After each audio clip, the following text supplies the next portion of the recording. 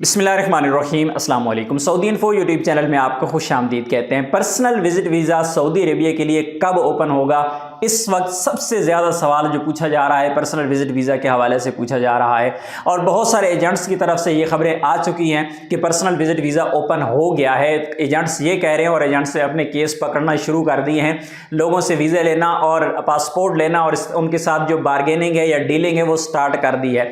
आपको क्या करना चाहिए, आपके साथ 2-3 चीज़ें शेयर करूंगा।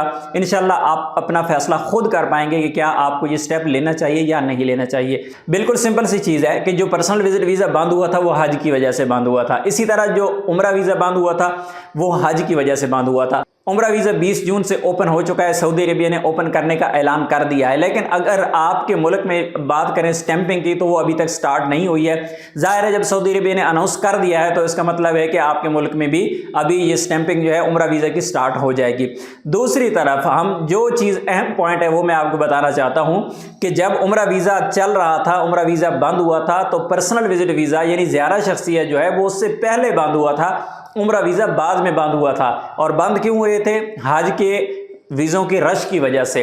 तो अभी हज का तो क्योंकि काम ख़त्म हो चुका है, अभी हज्जाज जो है उन्होंने वापस जाना शुरू कर दिया है। आज की तारीख में भी 1200 पाकिस्तानी जो है वो सऊदी अरेबिया से आज पाकिस्तान पहुंचेंगे हज का फरीज़ा अदा करके।